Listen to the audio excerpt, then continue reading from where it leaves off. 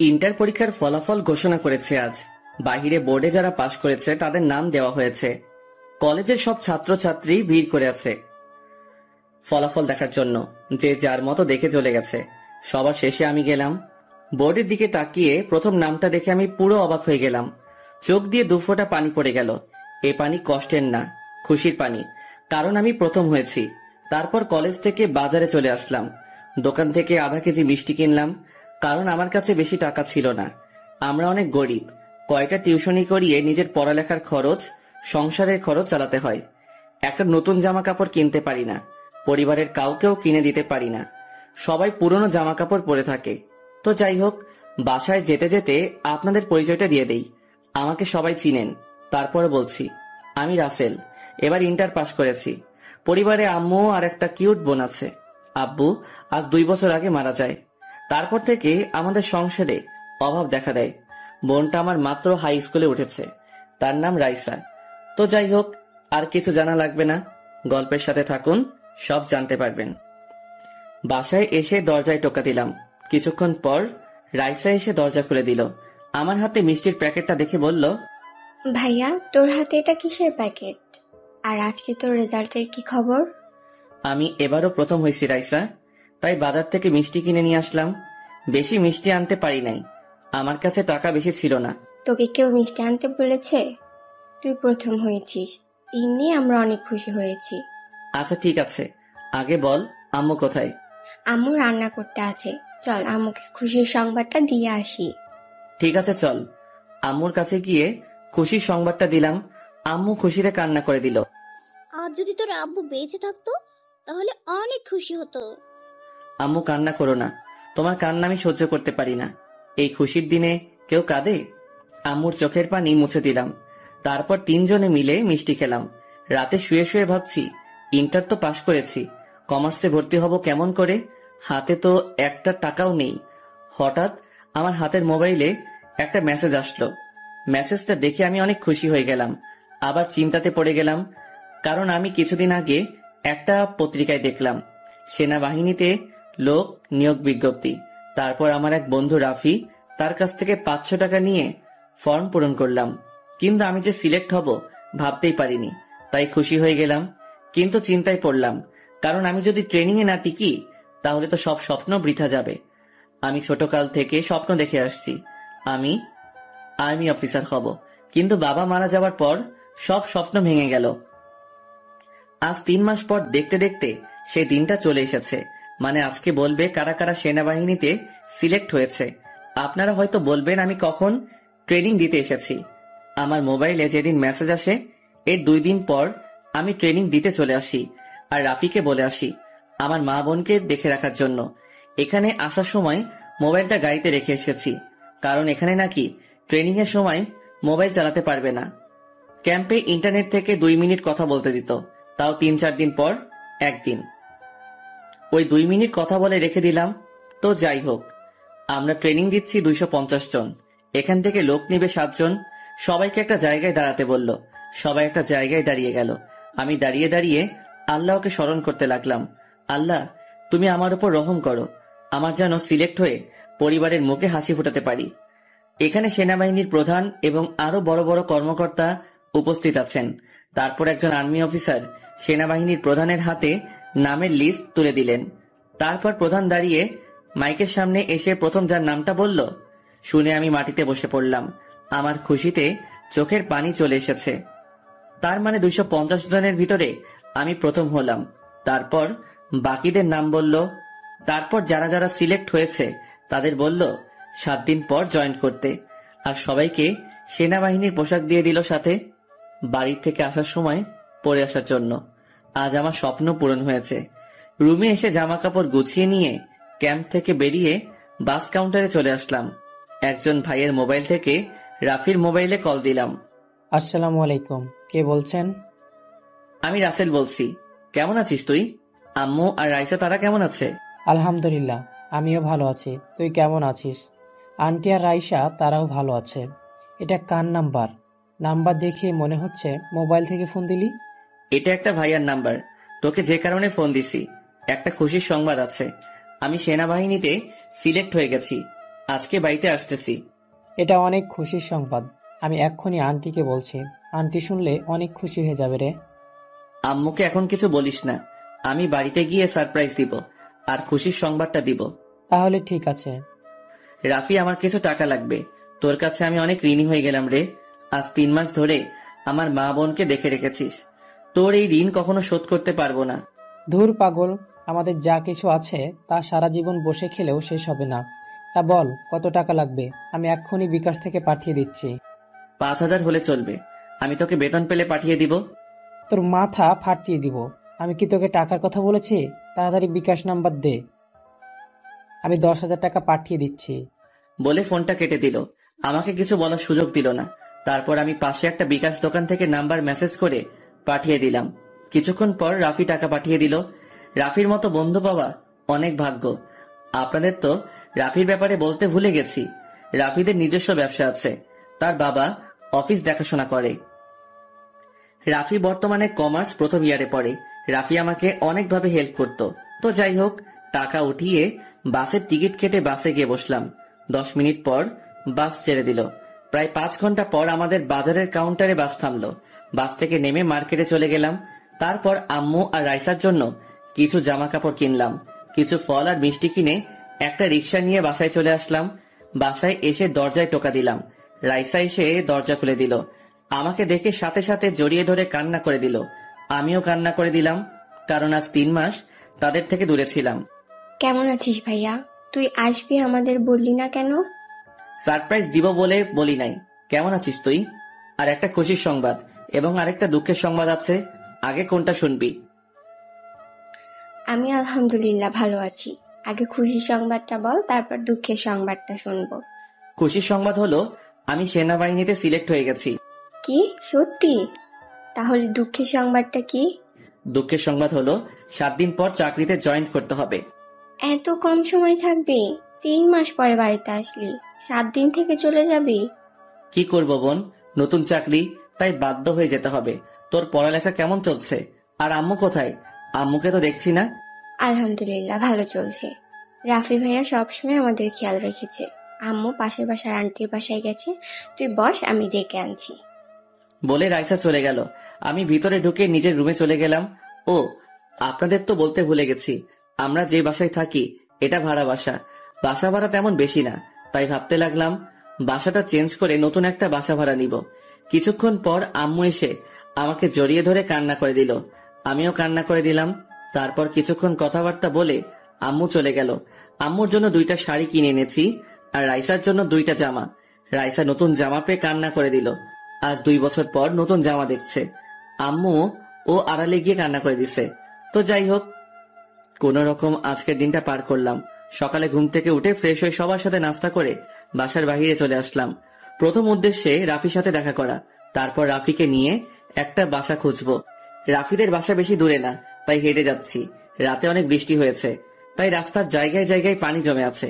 হঠাৎ একটা গাড়ি অনেক গতিতে আমার পাশ দিয়ে গেল, কিন্তু রাস্তায় জমে থাকা পানির উপর দিয়ে যাওয়ার কারণে আমার গায়ে সব পানি এসে পড়ে। মেজাজটা গরম হয়ে গেল, পুরো শরীর ভিজে গেছে। রাস্তার পাশ থেকে একটা ইটের টুকরো নিয়ে গাড়ির পিছনে মারলাম। সাথে সাথে গাড়ির পিছনের গ্লাসটা ভেঙে গেল। গাড়িটা সাথে সাথে দাঁড়িয়ে গেল। আমি আমার জায়গায় দাঁড়িয়ে রইলাম। হঠাৎ গাড়িটার থেকে একটা মেয়ে বের হলো। মেয়েটার দিকে তাকিয়ে আমি তো চোখ সরাতে পারছি না। এটা তো কোনো মেয়ে না, যেন একটা পরী। মেয়েটার চেহারা দেখে বোঝা যাচ্ছে অনেক রেগে আমার দিকে আসছে। আমার সামনে এসে দাঁড়িয়ে মেয়েটা বলল, কুত্তার বাচ্চা, তোর তো সাহস কম না? তুই আমার গাড়ির গ্লাস ভেঙে দিলি? তুই আমাকে চিনিস? প্রথম কথা হলো আমার মা বাবাকে নিয়ে গালিগালাজ করেছেন।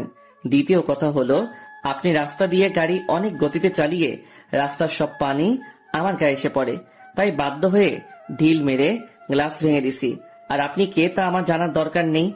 তুই আরমান শিকদারের মেয়ের গাড়ির গ্লাস ভাঙলি? তুই অনেক বড় একটা ভুল করলি।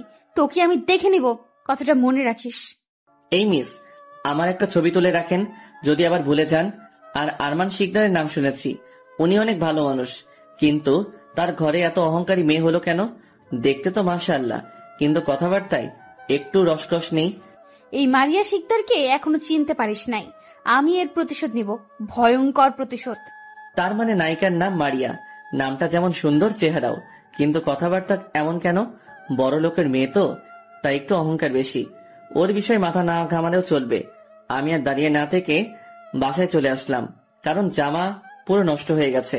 দেখতে দেখতে 6 দিন চলে গেল। এর ভিতরে একটা নতুন বাসা ভাড়া নিয়েছি। বাসাটা রাফি নিয়ে দিছে। কালকে সকালে বাসা থেকে বেরিয়ে যাব। রাতে সবকিছু গুছিয়ে রেখেছি। এখন আমি বাস কাউন্টারে। আম্মু আর রাইসা অনেক কান্নাকাটি করছে। তাদের বুঝিয়ে বের হয়ে আসলাম। রাফি আমার সাথে এসেছে। রাফিও কান্না করে দিছে। বাসে উঠে প্রায় 5 ঘন্টা পর ক্যাম্পের সামনে এসে বাস থামলো। আসার সময় সেনাবাহিনীর পোশাক পরে এসেছি। তারপর ক্যাম্পে ভিতরে চলে গেলাম। ভিতরে যাওয়ার পরে আমাকে একটা রুম দেওয়া হলো। রুমের ভিতরে ঢুকে দেখি সবকিছু রুমের ভিতরে আছে। ওয়াশরুমে ঢুকে ফ্রেশ হয়ে কিছুক্ষণ রেস্ট নিলাম। দেখতে দেখতে 3 বছর চলে গেল। আজকে নির্বাচন চলছে। আমরা ট্রলে আছি। আমরা 50 জন নোয়াখালীতে পড়ছি। সবাই গাড়ি নিয়ে ট্রল দিচ্ছি। হঠাৎ একটা কেন্দ্রে দেখি অনেক মানুষ জড়ো হয়ে আছে। আমরা গাড়িতে ছিলাম 10 জন। সবাই নেমে পড়ল। ভিতরে ঢুকে দেখি একজন এমপি এবং তার দলবল নিয়ে ভোট কেন্দ্রের ভিতরে ঢুকে ভোট সব এমপি কে মারতেছে। এমপি কোন দলে সেটা বলবো না, কারণ সমস্যা আছে। আমার সাথে সবাই দাঁড়িয়ে দাঁড়িয়ে দেখছে। তখন আমি বললাম, কি ব্যাপার, আপনারা সবাই দাঁড়িয়ে আছেন কেন? কিছু একটা করেন। তুমি দেখছো না ও হচ্ছে এমপি? যদি আমরা কিছু করতে যাই তাহলে আমাদের চাকরি থাকবে না। তাই বলে তোমরা সবাই দাঁড়িয়ে দাঁড়িয়ে দেখবে? আমাদের গায়ে এই পোশাক কেন? জনগণের পাশে সবসময় থাকার জন্য, দেশের মানুষকে নিরাপদে রাখার জন্য, তাদের বিপদে আপদে এগিয়ে আসার জন্য। এই পোশাক গায়ে দিয়ে কি শপথ করেছো? সবকিছু ভুলে গেছো? বাহ বাহ, তোমাদের মুখে এই কথা মানায় না। আরে, তোমরা চাকরির ভয়ে কিছু করছো না। তোমরা কি জানো এই জনগণের টাকা দিয়ে তোমাদের সংসার চলে? আমি কাদের বোঝাচ্ছি? ঠিক আছে, আমি যাচ্ছি। আমি গিয়ে এমপির কলার চেপে ধরলাম। এমপি আমাকে তার কলার ধরছি তাই দেখে বলল, তোর সাহস তো কম নয়। তুই জানিস কার কলার ধরেছিস? জানি। একটা ভোট চোর এমপির কলার ধরেছি। তোর সাহস কি করে হয় কেন্দ্রে ঢুকে ভোট চুরি করার? তুই জীবনের ভুল করেছিস। আমি যদি একটা ফোন দিই তাহলে তোকে চাকরি হারাতে হবে। আরে তুই কাকে চাকরির ভয় দেখাস? চাকরি চলে গেলে যাক, তবুও আমি অন্যায় প্রতিবাদ করব। হঠাৎ করে আর্মি অফিসার কেন্দ্রের ভিতরে ঢুকে রাখে আমি এমপির কলার ধরে আছি, আর মিডিয়া সবকিছু ভিডিও করছে। অফিসার আমাকে বলল, তুমি ওনার কলার ধরে আছো কেন? কি করেছে উনি? স্যার, এই এমপি কেন্দ্রে ঢুকে তার দলবল নিয়ে ভোট চুরি করছে, তাই ওনার কলার চেপে ধরছি। আমাকে উনি চাকরির ভয় দেখায়। তাহলে এখনো দাঁড়িয়ে আছো কেন? এখনই ওকে গাড়িতে তোলো, দেখি ওর কোন বাবা এসে তাকে উদ্ধার করে। অফিসারের কথা শুনে বাকিরা এমপিকে ধরে নিয়ে গাড়িতে তুলল। হঠাৎ কিছু সাংবাদিক আমার সামনে চলে আসলো। একজন সাংবাদিক বলল, স্যার, আপনি একজন সাধারণ সেনাবাহিনী হয়ে এত সাহস কোথা থেকে আসলো? আমি একটা কথা বলি, সব দেশের মানুষ যখন তাদের দেশের পতাকাকে সম্মান করে, তেমন আমিও দেশের পতাকা ও গায়ের এই পোশাককে সম্মান করি। দেশের মানুষের জন্য কাজ করে যাব। যেখানে অন্যায় সেখানে আমি প্রতিবাদ করব। আশা করি আমার কথা বুঝতে পারছেন। আর কিছু না বলে গাড়িতে গিয়ে বসলাম। তারপর সবাই ক্যাম্পে চলে আসলাম। মানে নোয়াখালী আমরা যে জায়গায় ক্যাম্প করেছি সেখানে। ওই দিন ওই কেন্দ্রে বন্ধ করে দিছে, ওখানে পরে তারিখ দিবে, তারপর ভোট হবে। পরের দিন আমরা সবাই নিজেদের ক্যাম্পে চলে আসলাম। রুমে আসার পর হঠাৎ অফিসার আমার রুমে আসলো। সাথে সাথে আমি স্যালুট দিয়ে সোজা হয়ে দাঁড়িয়ে গেলাম। তারপর অফিসার বলল, রাসেল, তোমার সাহস দেখে আমাদের প্রধান অনেক খুশি হয়েছে, তাই তোমাকে বিকাল 5টায় দেখা করতে বলেছে তার অফিসে। Okay sir. অফিসার আমার রুম থেকে বেরিয়ে গেল। আমি মনে মনে বললাম, হঠাৎ প্রধান আমাকে কেন ডাকলো? মনে হয় ধন্যবাদ দেওয়ার জন্য। যাই হোক, সেটা পরে দেখা যাবে। বিকালে আমি এখন প্রধানের অফিসের সামনে দাঁড়িয়ে আছি। ভিতরে ঢুকতে কেমন যেন ভয় করছে। আরে, আমি ভয় পাবো কেন? আমি তো একজন আর্মি, আমাদের ভয় পেলে চলবে না। তারপর সাহস করে অফিসের ভিতরে ঢুকে গেলাম। ভিতরে ঢোকার আগে আমার সাথে থাকা গান সিকিউরিটি রেখে দিল। তারপর ভিতরে ঢুকে স্যালুট দিয়ে সালাম দিলাম। আরে রাসেল, তুমি? তোমার সাহস দেখে আমি মুগ্ধ হয়েছি। আমি এরকম সাহসী লোক খুঁজছি, তাই তোমাকে একটা খুশির সংবাদ দিতে চাই। স্যার, খুশির সংবাদ মানে? তোমার এই সাহসিকতা দেখে আমি তোমাকে আর্মি অফিসার বানিয়ে দিলাম।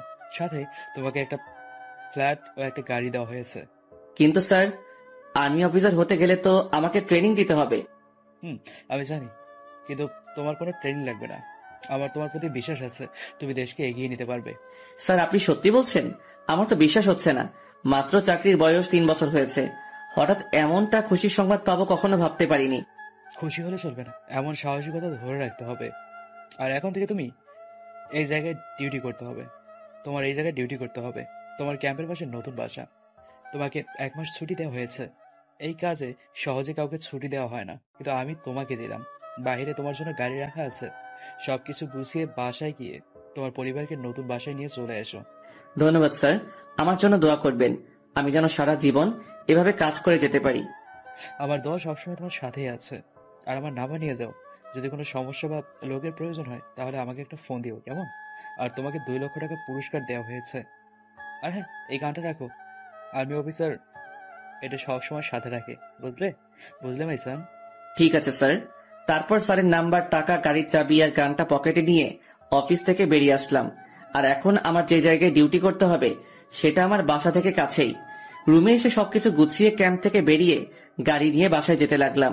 প্রায় 4 ঘন্টা পর নিজের ঠিকানায় চলে আসলাম। বাসায় যেতে এখনো 20 মিনিট লাগবে। কাউকে জানাই নাই আমি যে বাসায় আসতেছি। হঠাৎ রাস্তার পাশে একটা মেয়েকে দেখে আমি পুরো অবাক হয়ে গেলাম। এ আর কেউ নয়, এ হচ্ছে মেয়েটাকে পরবর্তী পর্বে জানতে পারবেন। যদি ভালোবাসাকে মৌচাক ধরি তাহলে বিশ্বাস হলো মৌমাছি, কেননা উভয়ের বিশ্বাসের মাধ্যমেই ভালোবাসার অমৃত মধু পাওয়া যায়। একজন প্রকৃত প্রেমিক শত শত মেয়েকে ভালোবাসে না, বরং সে একটি মেয়েকেই শত উপায়ে। হঠাৎ রাস্তার পাশে একটা মেয়েকে দেখে আমি পুরো অবাক হয়ে গেলাম। এ আর কেউ নয়, এ হচ্ছে ওই মেয়েটা যে 3 বছর আগে আমার সাথে খারাপ ব্যবহার করেছে, মারিয়া শিকদার। মারিয়াকে দেখে একটা রিকশা চালকের সাথে তর্ক বিতর্ক করছে। হঠাৎ মারিয়া রিকশা চালকের গালে একটা থাপ্পড় মেরে দিল। রাস্তার সব মানুষ জড়ো হয়ে গেছে। আমি গাড়ি পার্কিং করে ওখানে গেলাম। ভিতরে ঢুকে দেখি মারিয়া রিকশা চালককে নানান ভাষায় গালিগালাজ করছে। আমার মেজাজ খারাপ হয়ে গেল। সবাই শুধু তামাশা দেখতেছে, কেউ কিছু বলার সাহস পায় না, কারণ একজন বিজনেসম্যানের মেয়ে মারি। আমি মারিয়ার সামনে গিয়ে ঠাস করে 2 গালে 2টা থাপ্পড় মেরে দিলাম। সবাই আমার দিকে অবাক চোখে তাকিয়ে আছে। হয়তো ভাবছে ছেলেটার এত বড় সাহস। আরমান শিকদারের মেয়ের গায়ে হাত তুলেছি। মারিয়া গালে হাত দিয়ে বলল, তোর এত বড় সাহস, তুই আমার গায়ে হাত তুলছিস? তোকে আমি অনেক জায়গায় খুঁজেছি কিন্তু কোথাও পাইনি, আজকে তোর খবর আছে। বলে যেই না আমার গায়ে হাত তুলবে আমি তখন মারিয়ার হাত ধরে ফেলি। হঠাৎ কিছু পুলিশ সামনে চলে এসেছে। ম্যাডাম, এখানে কি হয়েছে? আর আপনার গালে কিসের দাগ? এই কুত্তার বাচ্চা আমার গায়ে হাত তুলেছে। এই জানোয়ারটাকে জেলে নিয়ে এমন শিক্ষা দিবে যেন সারা জীবন মনে রাখে এই মারিয়া শিকদারের গায়ে হাত তোলার পরিণাম কত ভয়ানক। ঠিক আছে ম্যাডাম, আপনি কোনো চিন্তা করবেন না, এটাকে আমরা নিয়ে যাচ্ছি। বলে আমার কলার ধরে নিয়ে আসতে লাগলো। তখন আমি ওসিকে বললাম, আপনার মোবাইল ফোনটা দেওয়া যাবে? শুধু 1 মিনিট কথা বলবো। কেন রে, তোর কোন বাপের কাছে ফোন দিবি? আমার কাছে তোর কোনো বাপের খানা নেই। তাই না, তাহলে মোবাইলটা দেই, তারপর দেখি তুই আমার কি করতে পারিস। আসলে আমি মোবাইলটা গাড়িতে রেখে আসছি, তাই ওর কাছে মোবাইল চাইছি। ঠিক আছে, নে মোবাইল, দেখি তোর বাপকে। আমি মোবাইলটা হাতে নিয়ে সেনাবাহিনীর প্রধানের মোবাইলে ফোন দিলাম। তারপর আমি সব খুলে বললাম। স্যার বলল ওসির কাছে মোবাইল দিতে। আমি ওসির কাছে মোবাইল দিয়ে বললাম এবার কথা বলার জন্য। ওসি স্যারের সাথে কথা বলে আমার পায়ে পড়ে গেল। স্যার, আমার ভুল হয়ে গেছে, আমাকে আপনি ক্ষমা করে দেন। পা ছেড়ে আগে দাঁড়া। না স্যার, আগে বলেন আপনি আমাকে ক্ষমা করছেন কিনা। তোকে বলছি না দাঁড়াতে। আমার ধমক শুনে ওসি দাঁড়িয়ে গেল, আর আমি ঠাস করে 2টা থাপ্পড় মেরে দিলাম। তোদের মতো জানোয়ারদের কারণে সাধারণ মানুষ রাস্তাঘাটে চলতে পারে না। এই তোদের মতো কিছু পুলিশের কারণে বাকি পুলিশদের বদনাম হয়। তোরা দেশের শত্রু, তবে আজকে আমি তোকে মাফ করে দিলাম। যদি আর কোনোদিন যদি দেখি তুই মানুষের সাথে খারাপ ব্যবহার করেছিস তখন তোকে কেউ খুঁজে পাবে না, কথাটা মনে রাখিস। বলে ওখান থেকে চলে আসলাম। তারপর গাড়ি নিয়ে সোজা বাসায় চলে আসলাম।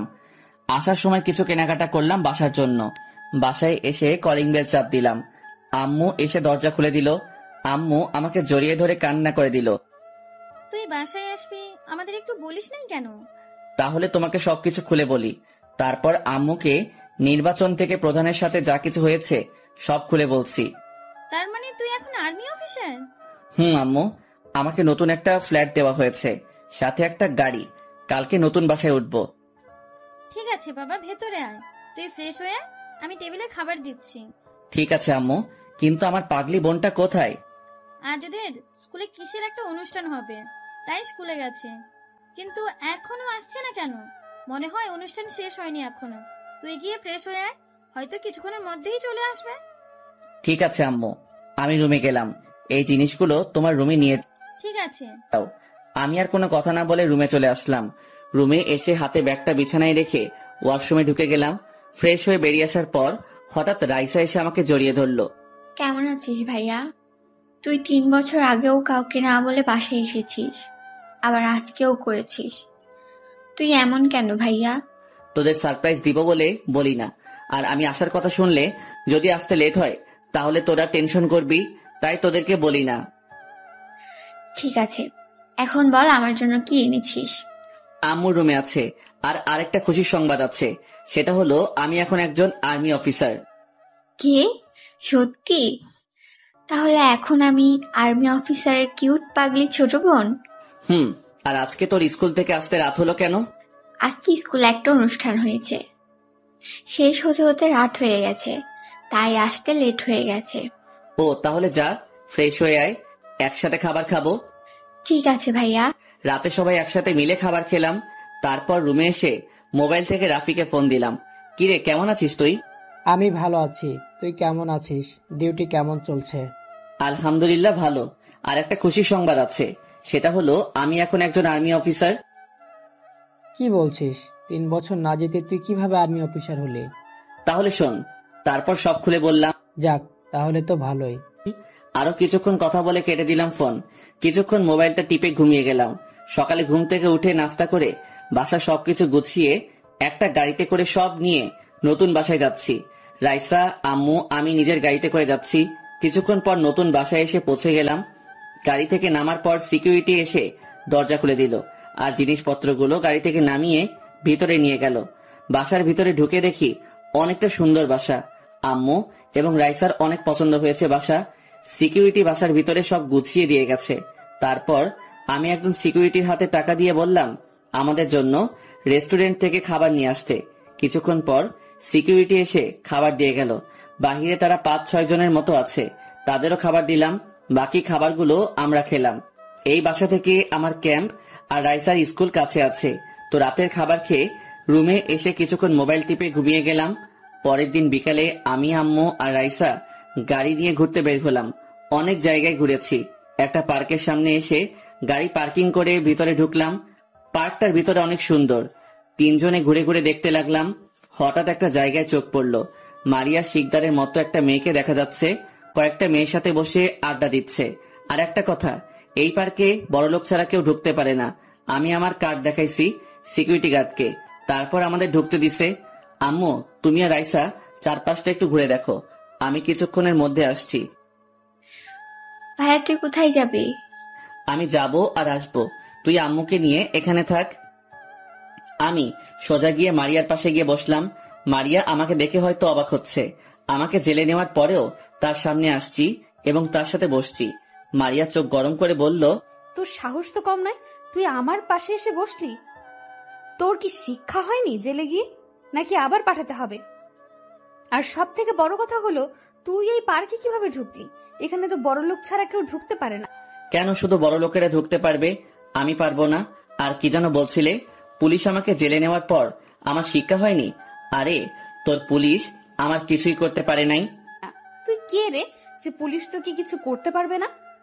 তুই মনে হয় অনেক বড় মাস্তান, তাই তোকে ভয় পাই বুঝি। তোমার যেটা মনে হয়। আচ্ছা, তোমার এত কিসের অহংকার? বাবার টাকা পয়সা গাড়ি বাড়ি আছে, তাই তোমার মনে কি একটু ভালোবাসা নেই? মানুষের সাথে ভালো ব্যবহার করতে পারো না? না, আমি পারি না। আমি গরিবদের ঘৃণা করি, তাদের শরীর থেকে গন্ধ আসে। গরিবরা কি মানুষ না? আজ তাদের কারণে এত বড় বাড়িতে থাকতে পারছো, তাদের কারণে দামি গাড়ি নিয়ে চলতে পারো, তাদের কারণে দামি রেস্টুরেন্টে খাবার খেতে পারো, তারপরেও তুমি তাদের ঘৃণা করো। একবার মন থেকে ভালোবাসা দিয়ে কথা বলো, দেখবে তোমার মতো সুখী কেউ হবে না। কথাটা মনে রেখো। কথাগুলো বলে সেখান থেকে চলে আসলাম। মারিয়া কিছু বলল না, শুধু আমার কথাগুলো মন দিয়ে শুনেছে। আম্মু আর রাইসার কাছে আসার পর, কে রে, এতক্ষণ কোথায় গেছিলি? একটা কাজ ছিল হাতে, সেটা শেষ করে আসলাম। চলো আর একটু ঘুরে তারপর বাসায় চলে যাব। আর একটু ঘুরে পার্ক থেকে বেরিয়ে এসে গাড়ি নিয়ে একটা রেস্টুরেন্টে গেলাম। রেস্টুরেন্ট থেকে খাবার খেয়ে বাসায় চলে আসলাম। আস্তে আস্তে রাত 10টা বেজে গেছে। বাসায় এসে যে যার রুমে চলে গেলাম। দেখতে দেখতে 10 দিন চলে গেছে। এর মাঝে আর মারিয়ার সাথে দেখা হয়নি। রাতে রাফির সাথে আড্ডা দিয়ে গাড়ি নিয়ে বাসায় আসার সময় হঠাৎ কোনো মেয়ের চিৎকার শুনতে পেলাম। আমি গাড়ি একপাশে দাঁড় করিয়ে গাড়ি থেকে নেমে চারপাশে তাকাতে লাগলাম। হঠাৎ কে যেন আমার মাথায় একটা লাঠি দিয়ে বাড়ি মারলো। আমি সাথে সাথে মাটিতে শুয়ে গেলাম। কিছুক্ষণ পর দেখি একটা মেয়ে হাসতে হাসতে আমার সামনে আসলো। আমি ভালো করে তাকিয়ে দেখি এ আর কেউ নয়, মারিয়া। কিন্তু ও আমার মাথায় আঘাত করলো কেন? কি অবাক হচ্ছিস? ওই দিন আমাকে সবার সামনে গায়ে হাত তুলেছিস। পার্কে গিয়ে আমাকে ভালোবাসা শিখাইতে গেছিলি। আমি শুনছি পুলিশ তোর কিছুই করতে পারে নাই। কি জন্য পারে নাই সেটা আমাকে বলে নাই, কিন্তু আজকে তোকে বুঝিয়ে দিব মারিয়া শিকদার কি জিনিস। তারপর তার সাথে কিছু ছেলে ছিল, সবগুলোকে বলল আমাকে মারার জন্য। আমি তাদের কিছুই করতে পারি নাই, কারণ আমার মাথায় অনেক জোরে বাড়ি মারার কারণে অনেক ব্যথা পেয়েছি। তা না হলে ওদের মতো 10-12টা আমার কিছুই করতে পারবে না। তারা আমাকে মারা বন্ধ করে দিল, কারণ আমি তাদের মাইরে জ্ঞান হারিয়ে ফেলেছি। তখন আর কিছুই মনে নেই। যখন আমি চোখ খুললাম তখন দেখি আমি হাসপাতালের কেবিনে। আমার পাশে বসে আছে রাইসা আর আম্মু। আমাকে চোখ খুলতে দেখে আম্মু বলল, কে রে বাবা, তোর জ্ঞান ফিরেছে? আজ 3 দিন পর তোর জ্ঞান ফিরেছে। ডাক্তার তো আশাই ছেড়ে দিয়েছে, কিন্তু আল্লাহ তোকে বাঁচিয়ে রেখেছে। সরি, কে রে বাবা, তোর জ্ঞান ফিরেছে? আজ 3 দিন পর তোর জ্ঞান ফিরেছে। ডাক্তার তো আশাই ছেড়ে দিয়েছে, কিন্তু আল্লাহ তোকে বাঁচিয়ে দিয়েছে। ভাইয়া, তোর এই অবস্থা কি করে হলো? আমার অনেক কষ্ট হয়েছে। যখন ডাক্তার তোর বেঁচে থাকার আশা ছেড়ে দিয়েছে, আমি আল্লাহর কাছে প্রার্থনা করে বলেছি আমার ভাইয়াকে ফিরিয়ে দাও। আল্লাহ আমার মোনাজাত কবুল করেছে। আম্মু আর রাইসার চেহারার দিকে তাকিয়ে দেখি কেমন শুকিয়ে গেছে। মনে হয় খাওয়া দাওয়া ঠিকভাবে করে নাই। আচ্ছা, আমাকে হাসপাতালে আনছে কি? আমি তোকে রাস্তা থেকে তুলে হাসপাতালে নিয়ে এসে ভর্তি করিয়ে দিয়েছি। আমি তো রাস্তায় পড়েছিলাম, তুই ওখানে কিভাবে গেলি? আসলে গতকাল রাতে ভুল করে তোর গাড়ির ভিতরে আমার মোবাইলটা রেখে বাসায় চলে গেছি। হঠাৎ মোবাইলের কথা মনে হলো, কিন্তু কোথাও পাচ্ছি না। তাই আব্বুর মোবাইল থেকে আমার মোবাইলে ফোন দিলাম, কিন্তু তুই ফোন ধরলি না। তাই বাসা থেকে গাড়ি নিয়ে বেরিয়ে আসি তোর বাসার উদ্দেশ্যে। হঠাৎ রাস্তার পাশে তোর গাড়ি দেখে দাঁড়িয়ে যাই। তোর গাড়ির কাছে গিয়ে দেখি তুই রাস্তায় পড়ে আছিস। তোর পুরো শরীরে রক্ত ভরা ছিল। ডাক্তার তো আশা ছেড়েই দিয়েছিল। ও আচ্ছা রাফি, বাইরে থেকে খাবার নিয়ে আয়। আমি জানি আমার টেনশনে আম্মু আর রাইসা ঠিকভাবে খাওয়া দাওয়া করে নাই। ঠিক আছে, আমি এখনই নিয়ে আসছি। রাফি খাবার আনতে চলে গেল। তখন রাইসা বলল, ভাইয়া, তুই তো বললি না তোর এই অবস্থা কে করেছে? আরে কিছু ছিনতাইকারী ধরেছে আমাকে। আমার সবকিছু নিয়ে যেতে চেয়েছে। আমি একটু জোরাজোরি করছি, তারপর ওরা আমাকে পিটিয়ে চলে গেল। সত্যটা বললাম না, কারণ আমি মারিয়াকে দেখে নিব। কিছুক্ষণ পর রাফি খাবার নিয়ে আসলো। আম্মু নিজের হাতে আমাকে খাইয়ে দিতে লাগলো।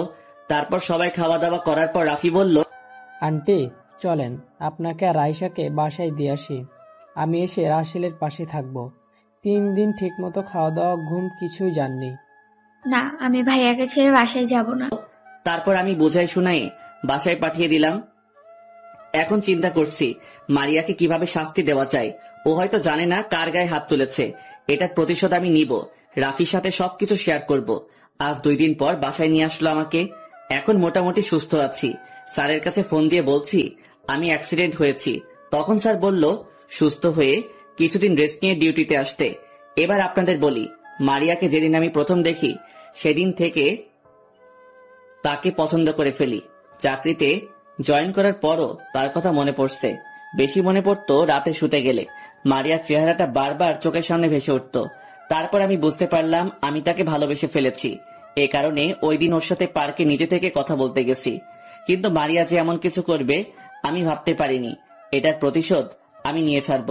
এখন আমি তাকে ভালোবাসি না, আমি তাকে ঘৃণা করি। ওর মতো মেয়ের ভালোবাসা আমার দরকার নেই। যে মেয়ে মানুষকে মানুষ মনে করে না, সে মেয়ে কখনো কাউকে ভালোবাসতে পারে না। আজকের পর থেকে শুরু হবে আমার মিশন। অপেক্ষায় থেকো, কোন একদিন ফিরবো, যেদিন নিজের পায়ে দাঁড়াতে পারবো সেদিন। যে তোমার নীরবতার ভাষা বুঝে না, সে তোমার চিৎকারের ভাষাও বুঝবে না। যে মেয়ে মানুষকে মানুষ মনে করে না, সে মেয়ে কখনো কাউকে ভালোবাসতে পারে না। আজকের পর থেকে শুরু হবে আমার মিশন। দেখতে দেখতে 1 মাস চলে গেছে। এখন আমি পুরোপুরি সুস্থ। এর ভিতরে প্রধানের সাথে 2-3 বার ফোনে কথা হয়েছে। রাইসা সবসময় আমার খেয়াল রেখেছে।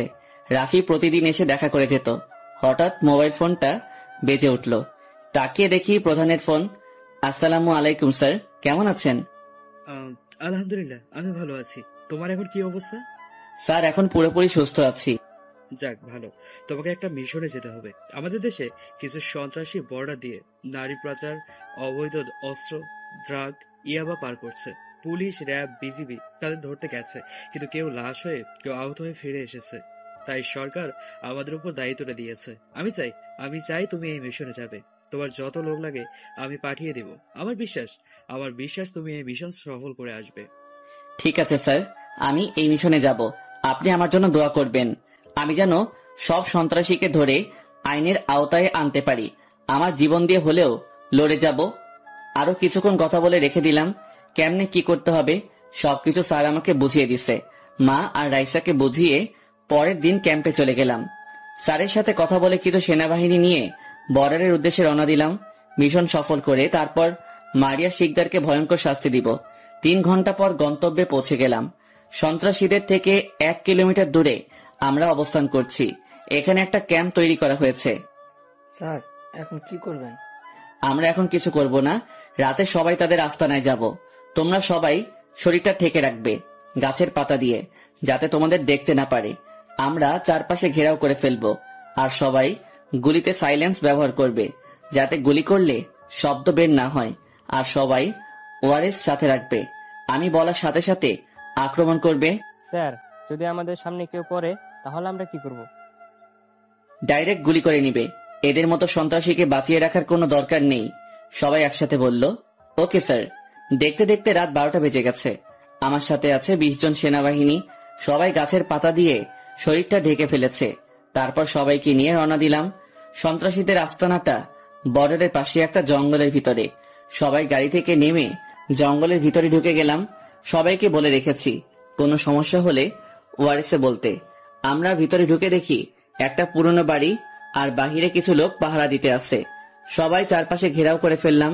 হঠাৎ আমার পায়ের নিচে একটা শুকনো ডাল পড়ল, সাথে সাথে ভেঙে গেছে। ভাঙার শব্দ পেয়ে 2 জন লোক আমার দিকে আসতে লাগলো। যেই আমার সামনে চলে এলো, সাথে সাথে 2 জনকে গুলি করে দিলাম। তারা ছটফট করতে করতে মারা গেল। তারপর বাড়ির বাহিরে যারা ছিল তাদের মেরে সবাই একসাথে ভিতরে ঢুকে গেলাম। ভিতরে ঢুকে তো পুরো অবাক হয়ে গেলাম। দেখি অস্ত্র, ইয়াবা, ড্রাগস সব প্যাকেট করছে সন্ত্রাসীরা। তারপর সবাই গুলি করতে লাগলাম। সন্ত্রাসীরাও গুলি করতে লাগলো। তারা ছিল প্রায় 50 জনের মতো। একে একে সবগুলো সন্ত্রাসী গুলি খেয়ে মাটিতে গড়াগড়ি করতে করতে মারা গেল। হঠাৎ দেখি একটা সন্ত্রাসীর পায়ে গুলি লেগেছে। সে পালাতে চেষ্টা করছে। আমি গিয়ে তার কলার চেপে ধরলাম। বল, তোদের সাথে কে কে আছে আর তোদের বসকে? বলতে দেরি, শুট করতে দেরি হলো না। তারপর সবাইকে বললাম সবকিছু বাহির করে নিতে। আমি ড্রাইভারকে বললাম গাড়ি নিয়ে আসতে। হঠাৎ একটা রুম থেকে মেয়েদের চিৎকার শোনা গেল। আমি রুমের দরজা খুলে দেখি অনেকগুলো মেয়েকে রুমে আটকে রেখেছে। তারপর সবাইকে নিয়ে বেরিয়ে আসলাম। পরে পুরো বাড়িতে আগুন ধরিয়ে দিলাম। ক্যাম্পে ফোন দিয়ে বললাম আরো কয়টা গাড়ি নিয়ে পাঠিয়ে দেওয়ার জন্য। রাতে সবকিছু নিয়ে থানায় জমা করে দিলাম। আর সবগুলো মেয়েকে থানায় রাখা হলো। সকালে সবাইকে যার যার বাসায় পাঠিয়ে দিবে। আমি রাতে ক্যাম্পে ছিলাম। সকালে প্রধানের ফোনে ঘুমটা ভেঙে গেল। আসসালামু আলাইকুম স্যার। ওয়ালাইকুম আসসালাম। তুমি একটু থানায় আসো, সব মিডিয়া বসে আছে। Okay sir. আমি বিছানা থেকে উঠে ফ্রেশ হয়ে ডিউটির পোশাক গায়ে দিয়ে ক্যাম্প থেকে আমার গাড়ি নিয়ে থানায় চলে গেলাম। থানার সামনে এসে দেখি অনেক সাংবাদিক এসেছে। আমি সোজা গিয়ে প্রধানের সামনে স্যালুট দিয়ে সালাম দিলাম। তারপর সাংবাদিক আমাকে নানান কথা জিজ্ঞেস করলো। তাদের সব প্রশ্নের উত্তর দিলাম। প্রধান অনেক খুশি হলো। রাসেল, তোমার কাজ দেখে আমি অনেক খুশি হয়েছি। এখন তোমার টার্গেট থাকবে এই সন্ত্রাসীদের প্রধানকে, তাকে ধরতে হবে। জি স্যার, আমি এই সন্ত্রাসীদের প্রধানকে তাকে খুঁজে বের করব। আপনি শুধু দোয়া করবেন আমি যেন তাদের প্রধানকে ধরতে পারি। আমি জানি তুমি পারবে ধরতে। তোমার যত সহযোগিতা লাগে আমি করব। Okay sir. ওকে, তুমি কাজে লেগে পড়ো। আর এখন তুমি বাসায় চলে যাও। তোমাকে এই কাজের জন্য 5 লাখ টাকা পুরস্কার দেওয়া হয়েছে। আমি প্রধানের থেকে চেকটা নিয়ে চলে আসলাম বাসায়। বাসায় এসে কলিং বেলে চাপ দিলাম। রাইসা এসে দরজা খুলে দিল। একটা কথা, আমি কিন্তু বাসায় বলি নাই আমি যে মিশনে যাব। আমি বলেছি প্রধানে কি কাজের জন্য ঠেকেছে। কি রে ভাইয়া, তোর কি কাজ শেষ? গতকাল রাতে শেষ হয়েছে। বেশি রাত হওয়ার কারণে রাতে আসি নাই। ওহো, ঠিক আছে, ভিতরে আয়। আমি ভিতরে ঢুকে আম্মুর সাথে কিছুক্ষণ কথা বলে নিজের রুমে চলে আসলাম। দেখতে দেখতে কিছুদিন চলে গেল। এই কয়দিনে মারিয়া শিকদারকে দেখি নাই। রাতে ক্যাম্প থেকে বাসায় ফিরছিলাম, হঠাৎ দেখি 3-4টা গাড়ি রাস্তার মাঝখানে দাঁড়িয়ে আছে। তারপর তারা আমার ওপরে গুলি মারা শুরু করলো। আমি গাড়ি থেকে লাফ দিয়ে রাস্তার পাশে জঙ্গলে ঢুকে গেলাম আর গাছের আড়াল থেকে দেখতে লাগলাম। তারা কিছুক্ষণ পর গুলি করা বন্ধ করে দিছে। তারপর আমার গাড়ির সামনে আসলো। তখন আমি একজনকে দেখে পুরো অবাক হয়ে গেলাম। ঠিকই ধরেছেন, মারিয়া। তখন মারিয়া বলল, ওই গাড়িতে আগুন ধরিয়ে দেয়। কুত্তার বাচ্চা সাহস কি করে হয় আমার বাবার আস্তানা হামলা করার? কত পুলিশ, কত র্যাব, বিজিবি এসেছে, তারা কিছু করতে পারে নাই, আর তুই সব শেষ করে দিছস। তাহলে তোকে বাঁচিয়ে রেখে লাভ কি? তার মানে মারিয়ার বাবা আরমান শিকদার তাদের গডফাদার। মারিয়ার কথা মতো আমার গাড়িতে আগুন ধরিয়ে দিল। তারা হয়তো মনে করছে আমি গুলি খেয়ে গাড়ির ভিতরে আছি। আগুন ধরিয়ে দিয়ে তারা চলে গেল। গাড়ি থেকে লাফ দেওয়ার পর হাতে হালকা ব্যথা পেয়েছি। হেঁটে হেঁটে বাসায় চলে গেলাম। বাসায় এসে কলিং বেল চাপ দেওয়ার পর আম্মু দরজা খুলে দিল। কে রে, তোর আসতে দেরি কেন?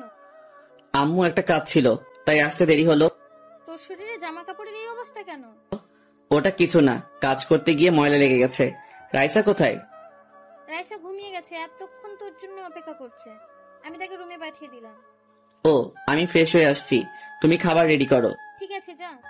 আমি রুমে এসে ওয়াশরুমে ঢুকে ফ্রেশ হয়ে নিচে চলে আসলাম। খাবার খেয়ে রুমে চলে আসলাম। রুমে এসে মোবাইলটা হাতে নিয়ে প্রধানকে ফোন দিলাম। আসসালামু আলাইকুম স্যার। ওয়ালাইকুম আসসালাম। হঠাৎ হঠাৎ এত রাতে ফোন দিলে যে, কোনো সমস্যা? স্যার, আজকে ক্যাম্প থেকে আসার সময় আমার উপর সন্ত্রাসী হামলা চালায়, আমার গাড়িতে আগুন ধরিয়ে দেয়। কি বলছো তুমি? তুমি এখন ঠিক আছো তো? তোমার কিছু হয়নি তো? না স্যার, আমার কিছুই হয়নি। আমি গাড়ি থেকে লাফ দিছি। স্যার, আমি তাদের বসকে তাকে চিনতে পেরেছি। কে সে? শুধু একবার নামটা বলো, ওর ব্যবস্থা আমি করছি। না স্যার, আমি ওকে ধরে আইনের আওতায় তুলে দিব, তবে আমার কিছুদিন সময় লাগবে। ঠিক আছে, আমি তোমার সাথে সব সময় আছি। আরো কিছুক্ষণ কথা বলে ফোনটা রেখে দিলাম। তারপর শুয়ে শুয়ে ভাবতে লাগলাম কিভাবে আরমান শিকদারকে ধরা যাবে। হঠাৎ মনে পড়লো মারিয়ার কথা, তাকে ধরতে পারলে তার বাবাকে ধরা যাবে। আমি একটা জিনিস চিন্তা করলাম, আরমান শিকদার এই কাজ কিভাবে করে। তাকে তো সবাই ভালো জানে, তার মানে ভিতরে ভিতরে এই কাজ করে, ওপরে সবার সাথে ভালো সাজে। রাতে একটা ব্যথা ট্যাবলেটকে ঘুমিয়ে গেলাম। সকালে ঘুম থেকে উঠে ফ্রেশ হয়ে নাস্তা করে রাইসাকে নিয়ে স্কুলে গেলাম। রাইসা আমার থেকে বিদায় নিয়ে স্কুলের ভিতরে চলে গেল। আমি দাঁড়িয়ে না থেকে ক্যাম্পে যেতে লাগলাম। আপনারা হয়তো ভাবছেন আমি গাড়ি কোথায় পেলাম। আসলে গতকাল রাতে প্রধানের সাথে কথা বলার পর স্যার আমার জন্য সকালে আরেকটা গাড়ি পাঠিয়ে দিল। ক্যাম্পে যাওয়ার সময় হঠাৎ একটা গাড়ির উপর চোখ যায়। গাড়ির ভিতরে দেখি মারিয়া। আমি গাড়িটা ঘুরিয়ে তার পিছনে পিছনে যেতে লাগলাম। কিছুক্ষণ পর দেখি মারিয়া একটা শপিং মলে ঢুকলো। আমি বাহিরে কিছুক্ষণ অপেক্ষা করতে লাগলাম। প্রায় 1 ঘন্টা পর মারিয়া বের হয়ে আসলো। যেই না মারিয়া গাড়িতে উঠবে, তখন আমি তার পিছনে পিস্তল ধরি। কোনো কথা বলবি না, লক্ষ্মী মেয়ের মতো আমার সাথে চল। মারিয়া কোনো কথা মতো আমার সাথে আসতে লাগলো। আমার গাড়িতে উঠিয়ে তাকে একটা পুরোনো বাড়িতে নিয়ে আসলাম। গাড়ি থেকে নেমে মারিয়াকে নিয়ে ভিতরে ঢুকলাম। একটা রুমে ঢুকে ভিতর থেকে তালা মেরে দিলাম। তুই আমাকে ধরে এনেছিলি কেন? আর তোকে না মেরে রাস্তায় ফেলে এসেছি, তুই এখনো মরিস নাই? তুই কেন? তোর বাপ আসলেও আমাকে মারতে পারবে না, কারণ আমার উপর আল্লাহ আছে এবং মায়ের দোয়া আছে। এবার তোকে কেউ আমার হাত থেকে বাঁচাতে পারবে না। তুই জানিস না, গতকাল একটা আর্মি অফিসারের গাড়িতে গুলি করে পরে ওকে সহ গাড়িতে আগুন ধরিয়ে দিছি, কারণ সে আমার বাবার আস্তানা হামলা করছে আর আগুন ধরিয়ে দিছে, তাই ওকে ওপারে পাঠিয়ে দিছি।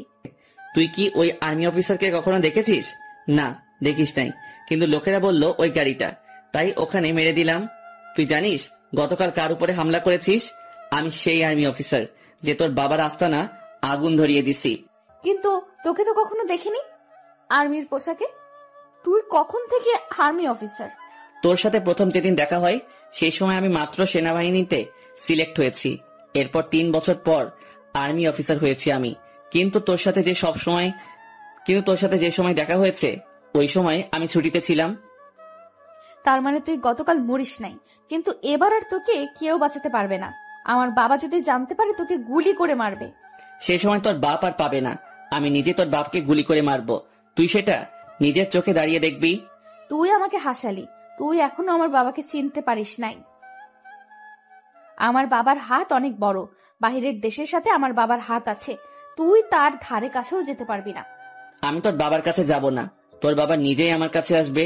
এখন বল তোর বাবা কোথায় আছে, আর তোর বাবা কোথায় কোথায় অবৈধ স্থাপনা করছে। আমি জানি না, জানলেও তোকে বলতাম না। তুই এখন তোর বাবাকে ফোন দিবি আর আমার সাথে দেখা করতে বলবি। আমি পারবো না, আর আব্বু কোথায় আছে সেটাও বলবো না। তোর যা খুশি করতে পারিস, তুই যদি আমাকে মেরেও ফেলিস তারপরেও বলবো না। সোজা আঙুলে কাজ না হলে আঙুল তো বাঁকা করতেই হবে। আমি প্যান্টের বেল্টটা খুলে ইচ্ছে মতো মারিয়াকে মারতে লাগলাম, কিন্তু তারপরও মারিয়া কিছু বলছে না। মারিয়ার শরীরের জায়গায় জায়গা থেকে রক্ত পড়তেছে। হঠাৎ দেখি মারিয়া জ্ঞান হারিয়ে ফেলছে। তারপর মারা বন্ধ করে রুম থেকে বেরিয়ে বাহির থেকে দরজায় তালা মেরে দিলাম। গাড়ি নিয়ে ক্যাম্পে চলে আসলাম। নিজের কেবিনে বসে ভাবতে লাগলাম কি করে আরমান শিকদারের খোঁজ বের করা যায়। হঠাৎ মনে পড়ল মারিয়ার মোবাইলের কথা। আমি আর দেরি না করে গাড়ি নিয়ে পুরনো বাড়িতে চলে গেলাম। গাড়ি থেকে নেমে দরজার কাছে গিয়ে পুরো অবাক হয়ে গেলাম। দেখি দরজা খোলা, বাহির থেকে কেউ তালা ভেঙে ভিতরে ঢুকেছে। ভিতরে গিয়ে দেখি মারিয়া নেই। হঠাৎ একটা কাগজের উপর চোখ পড়ল। আমি কাগজটা পড়তে লাগলাম। কিরে আর্মি অফিসার, তোকে বলছি না তুই আমার কিছুই করতে পারবি না। তখন তো আমি জ্ঞান হারানোর ভান করেছি, আর তুই মনে করছিস আমি জ্ঞান হারিয়ে ফেলেছি। তোর মতো বোকা আমি একটাও দেখলাম না। আমার মোবাইল পর্যন্ত তুই হাতে নিলি না, তাই তো আমি মোবাইল থেকে আমার লোকদেরকে ফোন দিয়ে আসতে বললাম। এখন থেকে শুরু হবে ভয়ঙ্কর প্রতিশোধ। তুই রেডি থাকিস, তোর মরার সময় ফুরিয়ে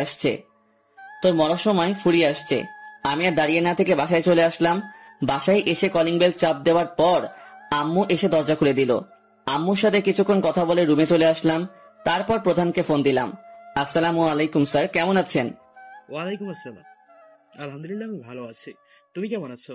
আমিও ভালো স্যার, কিন্তু স্যার একটা সমস্যা হয়ে গেছে। কি সমস্যা? স্যার আপনি আরমান শিকদারকে চিনেন? এই আরমান শিকদার হচ্ছে ওই সন্ত্রাসীদের গডফাদার। তারপর মারিয়ার সাথে কি হয়েছে সব খুলে বললাম।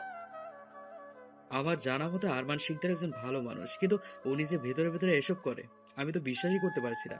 কিন্তু তার মেয়ে যেভাবে হলো তাতে বোঝা যায় তার বড় গ্যাং আছে। তুমি একটু সাবধানে দেখো।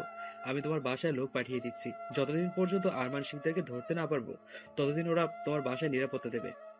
ঠিক আছে স্যার, আমি জীবন দিয়ে হলেও আরমান শিকদারকে ধরবো। এখন আমার একটা কাজ, আরমান শিকদারের মেয়ে মারিয়া শিকদারকে প্রয়োগ করতে হবে, তাহলে আমার ধরতে সুবিধা হবে।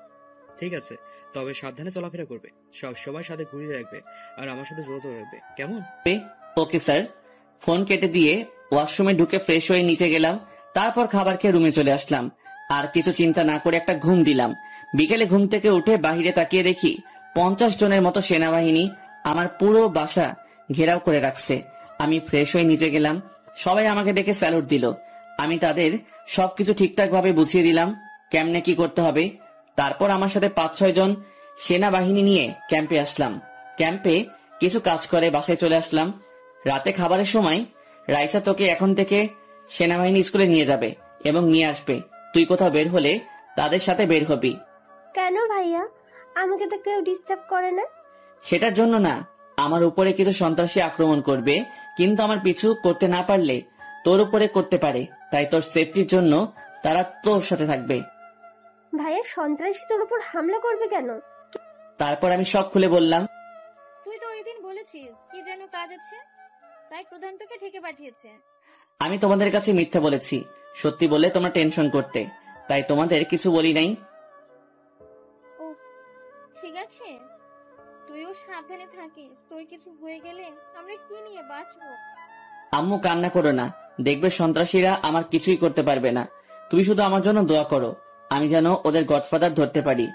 আরো কিছুক্ষণ কথা বলে খাবার খেয়ে রুমে চলে আসলাম। পরের দিন আমি ছদ্মবেশে বাসা থেকে বের হলাম। বাহিরের কেউ যেন আমাকে চিনতে না পারে। আমি বাসা থেকে বেরিয়ে একটা রিক্সা নিয়ে বের হলাম। গাড়ি নিয়ে বের হলে সন্দেহ করত। হঠাৎ একটা জায়গায় চোখ পড়ল। দেখি একটা গাড়ির ভিতর থেকে কিছু লোক আমার বাসার গেটের দিকে তাকিয়ে আছে। আমাকে দেখে ডাক দিল। আমি রিক্সা থেকে নেমে তাদের সামনে গেলাম। হঠাৎ একটা জায়গায় চোখ পড়ল। দেখি একটা গাড়ির ভিতর থেকে কিছু লোক আমার বাসার গেটের দিকে তাকিয়ে আছে। আমাকে দেখে ডাক দিল। আমি রিক্সা থেকে নেমে তাদের সামনে গেলাম। তোরে দেখলাম আর্মি অফিসারের বাসা থেকে বের হতে। তুই ওই বাসা কি করিস? আমি ওই বাসার কাজের লোক। স্যারের বোন বলছে তার জন্য বাজার থেকে আইসক্রিম এবং চকলেট নিয়ে আসতে, তাই বাজারে যাচ্ছি। ও, তুই একটা কাজ করতে পারবি। তোকে টাকা দেবো। তোর স্যার কখন বাসা থেকে বের হবে এবং বাসায় কি করে আমাদের সব তথ্য দেবে। না ভাই, আমি এটা পারবো না। স্যার আমাকে অনেক বিশ্বাস করে।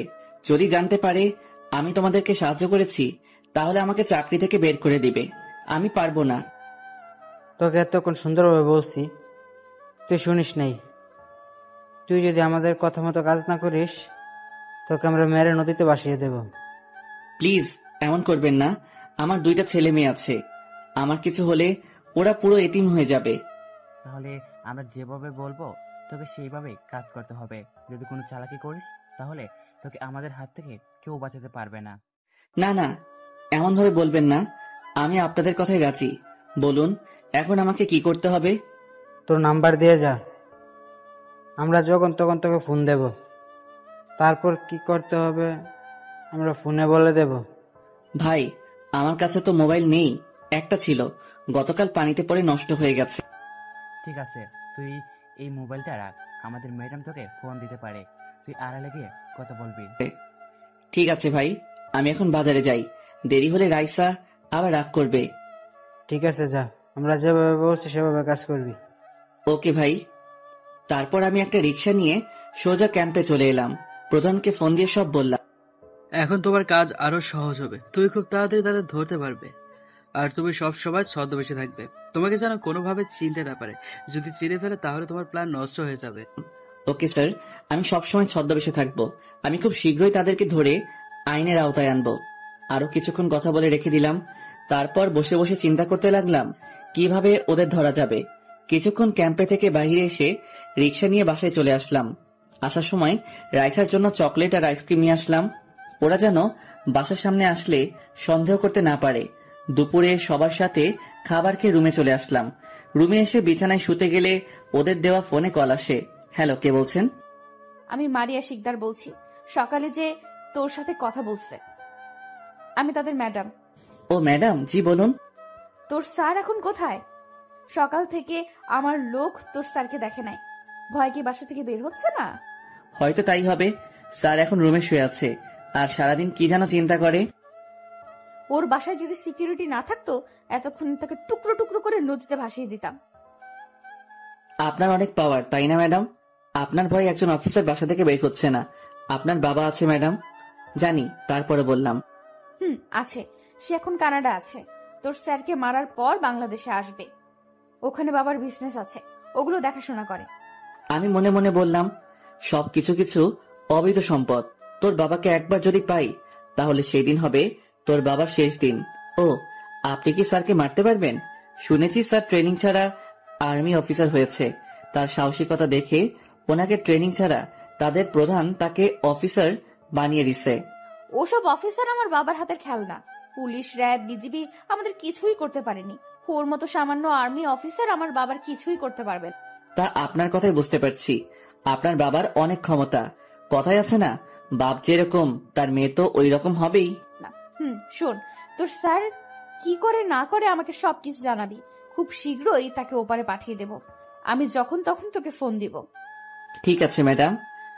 মারিয়া ফোন কেটে দিল। আমি মনে মনে বললাম, পাখি তুমি এখন নিজেই আমার কাছে আসবে। তোমাকে ধরতে আমার তোমার কাছে যাওয়া লাগবে না। আমি রাফিকে ফোন দিলাম। কিরে, কেমন আছিস? ভালো আছি, তুই কেমন আছিস? আন্টি রাইসা তারা কেমন আছে? আর হঠাৎ ফোন দিলি যে? আলহামদুলিল্লাহ সবাই আছে। এমনি তোর খোঁজ খবর নেওয়ার জন্য। ও, রাফির সাথে কিছুক্ষণ কথা বলে ঘুমিয়ে গেলাম। সকালে হঠাৎ ফোনের শব্দে ঘুমটা ভেঙে গেল। আমার মোবাইলটা হাতে নিয়ে দেখি আমার মোবাইলে কল আসেনি। মারিয়ার লোকের দেওয়া মোবাইলে ফোন আসলো। হ্যালো। কি রে, তুই এখনো ঘুমাস? তোর স্যারে কিছু বলে না? এতটা পর্যন্ত ঘুমাসছি? না, কিছু বলে না। উনি অনেক ভালো মানুষ, আমাকে অনেক আদর করে। কিন্তু কিছুদিন পর আর কেউ আদর করবে না, আপনি তো তাকে মেরে ফেলবেন। ঠিকই বলছিস। এখন বিছানা থেকে উঠে দেখ তোর স্যার কি আজকে বের হবে, তাড়াতাড়ি আমাকে জানা। বলে ফোনটা কেটে দিল। আমি মনে মনে হাসতে লাগলাম, যাকে মারবে তার সাথেই কথা বলছে। বিছানা থেকে উঠে ওয়াশরুমে ঢুকে ফ্রেশ হয়ে নিচে আসলাম। ভাইয়া, আমার কিছু টাকা লাগবে। আমার এক বান্ধবীর জন্মদিন, আমাকে ইনভাইট করেছে। আমি বলেছি যাব না, কিন্তু সে অনেক জোরাজুরি করলো। আমি না গেলে সে কেক কাটবে না। ঠিক আছে যাবি, তবে সিকিউরিটি তোর সাথে নিয়ে যাবি। আর যাওয়ার সময় আম্মুর কত টাকা লাগবে নিয়ে যাস। তুমি আমার লক্ষ্মী ভাইয়া, আমি জানি তুমি রাজি হবে। তারপর নাস্তা করে রুমে চলে আসলাম। রুমে আসার পর মারিয়া আমাকে ফোন দিল। কিরে, তুই আমাকে ফোন দিলি না কেন? এখনো তো বললি না তোর স্যার আজকে বাহির হবে। আজকে স্যার বাসা থেকে বের হবে না, ওনার বাসায় নাকি কাজ আছে। ঠিক আছে, তুই এখনই আমার সাথে দেখা কর। আমার লোক তোকে গাড়ি করে আমার কাছে নিয়ে আসবে। তোর সাথে আমার কিছু কথা আছে। আপনার লোক কোথায় থাকবে? আর আমি এখন বাহির হতে পারবো না, আমার হাতে কাজ আছে। আমি বিকালে আপনার সাথে দেখা করব। ঠিক আছে, তুই বাসা থেকে বের হওয়ার আগে আমাকে ফোন দিবি, আমি গাড়ি পাঠিয়ে দেব। আচ্ছা বলে ফোন রেখে দিলাম। তারপর রেডি হয়ে বাসা থেকে বেরিয়ে 2টা গাড়ি নিয়ে ক্যাম্পের উদ্দেশ্যে রওনা দিলাম।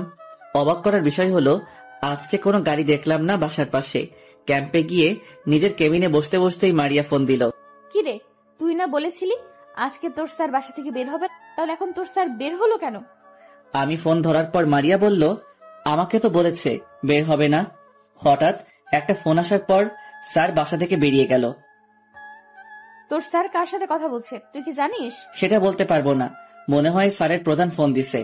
কথা বলার সময় খালি স্যার স্যার বলছে। ও ঠিক আছে, তুই বিকেলে আমার সাথে দেখা করিস। আচ্ছা বলে ফোন কেটে দিলাম। তারপর কিছু সেনাবাহিনীকে আমার কেবিনে আসতে বললাম। কিছুক্ষণ পর তারা 10-12 জনের মতো আমার কেবিনে আসলো। তোমাদের যে কারণে আমার কেবিনে ডাকা হলো, আমি আজকে বিকালে একটা জায়গায় যাব, আর আমার মোবাইলে লোকেশন চালু করে রাখবো। তোমরা আমার লোকেশন অনুযায়ী আমাকে প্রো করবে। স্যার, আপনি কার সাথে দেখা করতে যাবেন? কিছুদিন আগে যে মিশনে গেছি, তাদের বসের মেয়ের সাথে দেখা করতে। তার মেয়েকে ধরতে পারলে তার বাবাকে ধরা যাবে। আর রহিম, তুমি কানে ব্লুটুথ রাখবে। আমি যখন বলবো সবাইকে আসার জন্য, তখন সবাই চলে আসবে। ঠিক আছে, তোমরা এখন যাও, আমি এখন বাসায় যাব। বিকেলে ফোন দিলে চলে আসবে। সবাই চলে যাওয়ার পর আমি ক্যাম্প থেকে বেরিয়ে গাড়ি নিয়ে বাসায় চলে আসলাম। আমার সাথে আরো 2টা গাড়ি সেনাবাহিনী এসেছে আমার নিরাপত্তার জন্য। দেখতে দেখতে বিকেল হয়ে গেল। আমি আবার ছদ্মবেশে বাসা থেকে বেরিয়ে আসলাম। আসার আগে মারিয়াকে ফোন দিলাম, সে গাড়ি পাঠিয়ে দিচ্ছে। আর রহিমকেও ফোন দিয়ে বলে দিয়েছে আসার জন্য। বাসা থেকে বেরিয়ে হেঁটে হেঁটে একটু দূরে যাওয়ার পর আমার সামনে একটা গাড়ি আসলো। ভিতর থেকে বলল গাড়িতে উঠতে, তাদের মারিয়া ম্যাডাম পাঠিয়েছে। আমি তাদের গাড়িতে উঠে গেলাম আর মোবাইলে লোকেশন চালু করে দিলাম। কিছুক্ষণ পর দেখি তারা একটা রেস্টুরেন্টের সামনে গাড়ি থামালো। আমাকে বলল ভিতরে যেতে, তাদের ম্যাডাম নাকি ভিতরে আছে। আমি গাড়ি থেকে নেমে রেস্টুরেন্টের ভিতরে ঢুকে গেলাম। ভিতরে ঢুকে দেখি মারিয়া একটা টেবিলে বসে আছে। আমি তার সামনে গেলাম, তারপর তাকে সালাম দিলাম। ও, আপনাদের তো বলতে ভুলে গেছি, তারা জানে আমার নাম কুদ্দুস। ওয়ালাইকুম আসসালাম। তুই তাহলে কুদ্দুস, তুই মুখে মাস্ক পরে আছিস কেন? ম্যাডাম, আমার মুখ আগুনে পুড়ে গেছে, চেহারা অনেক খারাপ হয়ে গেছে। আপনি দেখলে ভয় পাবেন, তাই মুখটা ঢেকে এসেছি। শোন, আমরা আজকে রাতে তোর স্যারের বাসায় হামলা করব।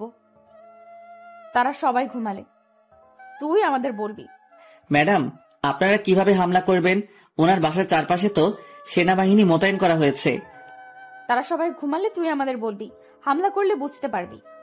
আর তুই নিজে সেভে চলে যাবি, কারণ তোর গায়ে বুলেট লাগতে পারে। আমাকে এটা বলার জন্য এখানে এনেছেন? এটা তো ফোনে বলে দিতে পারতেন। এটা বলার জন্য তোকে ডাকি নাই, তোকে দেখার জন্য ডেকেছি। আপনি এত বোকা তা আগে কখনো জানতাম না। আপনাকে ধরতে বাঘকে নিজের কাছে ডেকে এনেছেন। কি বলতে চাস তুই? আর তোর কত বড় সাহস আমাকে বোকা বললি? কে তুই? আমি মুখের মাস্ক খুলে ফেললাম। মারিয়া আমাকে দেখে অবাক হয়ে গেল। আমি সাথে সাথেই রহিমকে বললাম ভিতর আসার জন্য। রহিম সবাইকে নিয়ে ভিতরে চলে আসলো। বাহিরে যারা পাহারায় ছিল তাদের গাড়িতে তুলে ফেলেছে। কি মিস মারিয়া শিকদার, আপনার না অনেক বুদ্ধি, তা এখন কি করবেন? আমাকে বোকা বলেছেন, এখন দেখে আপনি আমার চেয়ে বড় বোকা। যাকে মারার জন্য প্ল্যান করেছেন, এতদিন তার সাথে সব প্ল্যান শেয়ার করেছেন। তার মানে তুই এতদিন ছদ্মবেশে আমার সাথে কথা বলছিস? তোর লোকদের বোকা বানিয়েছিস, আমার লোকদের বোকা বানিয়েছিস। তোকে আমি ছাড়বো না। আমার বাবা যদি জানতে পারে তার মেয়েকে কিডন্যাপ করা হয়েছে, তাহলে পুরো বাংলাদেশে আগুন ধরিয়ে দেবে। তাই নাকি? তাহলে তো দেখতে হবে তোর বাবাকে। আগে তো বেঁচে গেলি, এবার তোকে নিয়ে এমন শিক্ষা দিব, দেখি তো বাবা না এসে কেমন পারে। হঠাৎ মারিয়ার মোবাইলে একটা ফোন আসলো। মারিয়া ফোন ধরার পর হাসতে লাগলো। আমি তো কিছুই বুঝতে পারলাম না। মারিয়া আমার হাতে ফোন দিল। নে কথা বল, তোর আদরের বোন রাইসা এখন আমার লোকের কাছে বন্দি। হ্যালো ভাইয়া, আমাকে বাঁচা। কিছু লোক আমাকে তুলে নিয়ে এসেছে, সব সিকিউরিটিকে মেরে ফেলেছে। বোন, তোর কিছুই হবে না, আমি এখনই আসছি। ভাইয়া, ওরা আমাকে অনেক মেরেছে, শরীর থেকে অনেক রক্ত বের হচ্ছে। তুই এসে আমাকে নিয়ে যা, আমার অনেক কষ্ট হচ্ছে। আমি কি বলবো, চোখ দিয়ে পানি পড়ছে। যে বোনকে আজ পর্যন্ত একটা থাপ্পড় মারি নাই, আজকে আমার জন্য তার শরীর থেকে রক্ত বের হচ্ছে। আগে রাইসাকে উদ্ধার করি, তারপর মারিয়াকে এটার কঠিন জবাব দিব। বোন, তুই কান্না করিস না, তোর ভাইয়া এখনই আসছে। তারপর মারিয়াকে বললাম, আমার বোনকে ছেড়ে দিতে বল। আমার বোনের যদি কিছু হয় তাহলে আমি তোকে বাঁচিয়ে রাখবো না। আগে আমাকে ছেড়ে দে, তারপর তোর বোনকে ছেড়ে দিবে। আমি এত বোকা না, তুই তোর লোককে সেতুর উপরে আসতে বল, রাইসাকে নিয়ে ওখান থেকে তোকে নিয়ে যাব। ঠিক আছে, আমি বলে দিচ্ছি। মারিয়া ওদের বলল রাইসাকে নিয়ে সেতুর উপরে আসতে। আমি মারিয়াকে নিয়ে সেতুর উপরে চলে গেলাম। আমার সাথে সেনাবাহিনী আছে, তাদের বলছি কোনো গুলি যেন না করে। কিছুক্ষণ পর মারিয়াদের লোক চলে আসলো। তারা রাইসাকে নিয়ে গাড়ি থেকে বের হলো। রাইসার চেহারা দেখে আমি পুরো অবাক হয়ে গেলাম। তার চেহারা একেবারে শুকিয়ে গেছে, জামার জায়গায় জায়গায় রক্ত দেখা যাচ্ছে। আমার বোনের এই অবস্থার জন্য আমি দায়ী। আমি বললাম রাইসাকে ছেড়ে দিতে। তারা বলল মারিয়াকে আগে ছাড়ার জন্য। আমি বললাম আমি মারিয়াকে ছাড়ছি, তোরা রাইসাকে ছাড়। আমার কথা মতো তারা রাইসাকে ছেড়ে দিল। আমি মারিয়াকে ছেড়ে দিলাম। রাইসার হাঁটতে অনেক কষ্ট হচ্ছে। আমি একজনকে পাঠিয়ে দিলাম রাইসাকে ধরে আনার জন্য। মারিয়া তার লোকের কাছে চলে গেছে আর সাথে সাথে গাড়িতে উঠে চলে গেল। আমি রাইসাকে ধরে গাড়িতে উঠালাম, তারপর তাকে হাসপাতালে নিয়ে গেলাম। ডাক্তার রাইসাকে কেবিনের ভেতরে নিয়ে গেল। কিছুক্ষণ পর একজন ডাক্তার বের হয়ে আসলো। এর ফাঁকে আমি রাফিকে ফোন দিয়ে বললাম আম্মুকে নিয়ে হাসপাতালে চলে আসতে। ডাক্তার, আমার বোনের কি অবস্থা, ও ঠিক আছে তো? আপনার বোনের শরীরে ছুরি দিয়ে আঘাত করা হয়েছে আর প্রচুর রক্ত বের হয়েছে। আপনি এখনই 2 ব্যাগ বি পজিটিভ রক্তের ব্যবস্থা করেন, তা না হলে আপনার বোনকে বাঁচানো সম্ভব না। ডাক্তার, আমি এখন রক্ত কোথায় পাবো? আপনারা যেই করি হোক রক্তের ব্যবস্থা করেন, যত টাকা লাগে আমি দিব। দেখুন, এখানে টাকার কথা না, হায়াত মতের মালিক উপরালা। আমরা উসলে মাত্র, আমরা অনেক জায়গায় খবর পাঠিয়েছি, কিন্তু এখনো কোনো খবর আসেনি, তাই আপনাকে বললাম। হঠাৎ আম্মু এসে কান্না করতে করতে বলল, রাশেল, আমার রাইসার কি হয়েছে? আম্মু চিন্তা করো না, রাইসা ঠিক হয়ে যাবে, ওর কিছু হবে না, তুমি কান্না করো না। এখন কি অবস্থা রাইসার? ডাক্তার বলেছে বি পজিটিভ রক্ত লাগবে 2 ব্যাগ, কিন্তু কোথাও রক্ত পাওয়া যায়নি। এখন আমি কোথায় রক্ত পাবো? তুই কোনো চিন্তা করিস না, রক্ত আমি দিব। আমার রক্তের গ্রুপ বি পজিটিভ। তুই আন্টিকে নিয়ে এখানে থাক, আমি রক্ত দিয়ে আসছি। বলে রাফি ডাক্তারের কাছে চলে গেল। 1 ঘন্টা পর রাফি বেরিয়ে আসলো, এসে আমাকে বলল, চিন্তা করিস না, আল্লাহ দিলে সব ঠিক হয়ে যাবে, রাইসার কিচ্ছু হবে না, আমি রক্ত দিয়ে এসেছি। আমি রাফিকে ধরে কান্না করে দিলাম, তুই সারা জীবন আমার উপকার করে গেলি, তোর এই ঋণ কখনো শোধ করতে পারবো না। ধুর পাগল, আমি বন্ধু হিসেবে করতেই পারি। এখন আল্লাহর কাছে দোয়া কর, আল্লাহ যেন রাইসাকে সুস্থ করে দেয়। কিছুক্ষণ পর ডাক্তার বেরিয়ে আসলো। আম্মু দৌড়ে ডাক্তারের কাছে গেল। ডাক্তার, আমার মেয়ের কি অবস্থা? আমার মেয়ে ঠিক আছে তো? চিন্তার কোনো কারণ নেই, আল্লাহ দিলে অপারেশন সাকসেসফুল। তাকে এখন কেবিনে দেওয়া হবে, 3 ঘন্টা পর জ্ঞান ফিরে আসবে, আপনারা চাইলে তাকে দেখতে পারবেন। বলেই ডাক্তার চলে গেল। রাফি খাবার আনতে চলে গেছে। আমি আর আম্মু রাইসার কেবিনে গেলাম। কেবিনে ঢুকে দেখি আমার বোনটা কি সুন্দর করে ঘুমিয়ে আছে। আম্মু রাইসাকে দেখে কান্নায় ভেঙে পড়ল। একজন নার্স বলল, রোগীর পাশে কান্না করা যাবে না। দেখতে দেখতে 3 ঘন্টা চলে গেল। রাইসার জ্ঞান ফিরেছে কিছুক্ষণ আগে। আম্মু রাইসাকে খাবার খাইয়ে দিল, পরে ওষুধ খাইয়ে দিল। আমরা সবাই তার সাথে খাবার খেয়ে নিলাম। রাইসা, ওরা তোকে কি কি করেছে? তারপর রাইসাকে যেভাবে বলল, আমার মাথা পুরো গরম হয়ে গেল। মারিয়া শিকদার, আমি তোকে ছাড়বো না। তুই আমার বোনের শরীর থেকে রক্ত জড়িয়েছিস, এর প্রতিশোধ আমি অক্ষরে অক্ষরে নিব। ভালোবাসা জিনিসটা কোনো দিনও বেঁধে রাখতে নেই, খোলা আকাশে উড়িয়ে দিতে হয়। যাতে সে অনেকটা জায়গা নিয়ে নিজেকে মেলে ধরতে পারে। অযোগ্যকে যোগ্য বানানো সম্ভব, তবে বিশ্বাসঘাতককে বিশ্বস্ত বানানো অসম্ভব। তারপর রাইসা যেভাবে বলল, আমার মাথা পুরো গরম হয়ে গেল। মারিয়া শিকদার, আমি তোকে ছাড়বো না। তুই আমার বোনের শরীর থেকে রক্ত ঝরিয়েছিস, এর প্রতিশোধ আমি অক্ষরে অক্ষরে নিব। রাইসা বলল, তাকে নাকি ছুরি দিয়ে শরীরের জায়গায় জায়গায় কেটে দিছে। শরীর থেকে প্রচুর রক্ত বের হয়েছে। শরীর থেকে প্রচুর রক্ত বের হওয়ার কারণে দুর্বল হয়ে পড়ে, তাই হেঁটে আসতে রাইসার কষ্ট হচ্ছিল। আজ 2 দিন পর রাইসাকে হাসপাতাল থেকে বাসায় নিয়ে আসলাম। রাইসা এখন কিছুটা সুস্থ। আমি রাইসাকে কোলে করে নিয়ে রুমে এনে বিছানায় শুইয়ে দিলাম। এই 2 দিন আমি আর রাফি রাইসার সাথে হাসপাতালে ছিলাম। আম্মুকে বাসায় রাখলাম, কারণ আম্মুর শরীর এমনি দুর্বল। রাতে রাইসাকে খাবার খাইয়ে দিলাম এবং ওষুধ খাইয়ে দিয়ে আমি আর আম্মু খাবার খেয়ে রুমে চলে আসলাম। আম্মু রাইসার সাথে ঘুমায়। রুমে এসে প্রধানকে ফোন দিলাম। আসসালামু আলাইকুম স্যার, কেমন আছেন? আলহামদুলিল্লাহ, ভালো আছি। তুমি কেমন আছো? আর আয়শা এখন কেমন আছে? আমিও ভালো আছি। রাইসা এখন মোটামুটি সুস্থ আছে। রাইসাকে ওষুধ খাইয়ে দিয়ে রুমে এসে আপনাকে ফোন দিলাম। ও আচ্ছা, শোনো, আমি জানি ওই আরমান শিকদারের লোকেরা তোমার আবার ক্ষতি করতে চাইবে, তাই বলছি রাইসা আর তোমার আম্মুকে বাইরে পাঠিয়ে দিই। রাইসা আর তোমার আম্মু এরা হচ্ছে তোমার দুর্বলতার জায়গা। আরমান শিকদারের লোকেরা চাইবে তোমাকে কিছু করতে না পারলে তোমার পরিবারের ক্ষতি করতে। ঠিক বলেছেন স্যার, আমিও এমনটাই প্ল্যান করেছি। আমি চাইছি রাইসা আর আম্মুকে বাহিরে পাঠিয়ে দিতে, কিন্তু বাহিরে কোথায় পাঠাবো? আমার তো কোনো আত্মীয় নেই বাহিরে। সমস্যা নেই, আমার এক বন্ধু আমেরিকায় তার পরিবার নিয়ে থাকে। আমি জয়নালকে তার সাথে কথা বলে সবকিছু দ্রুত ঠিক করব। আপনাকে অনেক ধন্যবাদ স্যার। আর রাইসা আর আম্মুকে বাহিরে পাঠানোর পর আমার একটা প্ল্যান আছে, ওটা আপনাকে পরে বলবো। ওকে, ঠিক আছে, আমি জয়নালের সাথে কথা বলি, তারপর তোমাকে জানাচ্ছি। ঠিক আছে বলে ফোন কেটে দিলাম। কি প্ল্যান করছি সেটা গল্পের সাথে থাকেন, সব দেখতে পাবেন। আর কোনো কিছু চিন্তা না করে ঘুমিয়ে গেলাম। দেখতে দেখতে 10 দিন চলে গেল। এই 10 দিন মারিয়ার লোক আমাকে ফলো করছে, কিন্তু আমার কিছুই করতে পারে নাই, কারণ আমার সাথে সেনা কর্মকর্তা ছিল। কাল সকাল 9টার সময় আম্মু আর রাইসার ফ্লাইট। প্রধান নেই, তার বন্ধুর সাথে কথা বলে সব ঠিক করেছে।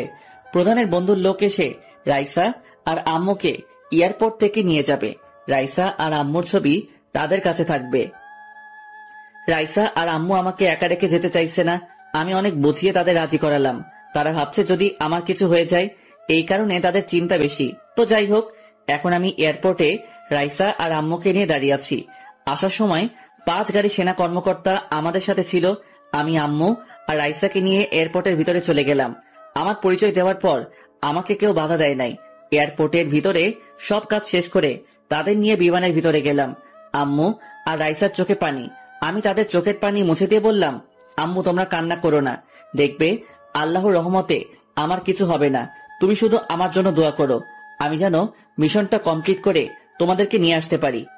আমার দোয়া সব সময় তোর সাথে আছে, তুই নিজের খেয়াল রাখিস। ভাইয়া আমাদের সাথে প্রতিদিন ফোনে কথা বলবি। তোকে ছাড়া থাকতে আমাদের অনেক কষ্ট হয়। তুই ছাড়া আমাদের কেউ নেই ভাইয়া। ঠিক আছে বলবো। আরো কিছুক্ষণ কথা বলে বিমান থেকে বেরিয়ে আসলাম। নিজের চোখ দিয়ে 2 ফোঁটা পানি পড়ে গেল। তাদের সামনে চোখের পানি ফেলাই নাই, কারণ তারা আরো ভেঙে পড়বে। এয়ারপোর্টের বাইরে এসে গাড়ি নিয়ে সোজা হাসপাতালে যেতে লাগলাম। এবার আপনাদের আমার প্ল্যানের কথা বলি। আমি হাসপাতালে যাচ্ছি মুখে সার্জারি করতে, তাহলে আর আমাকে আরমান শিকদারের লোক চিনতে পারবে না।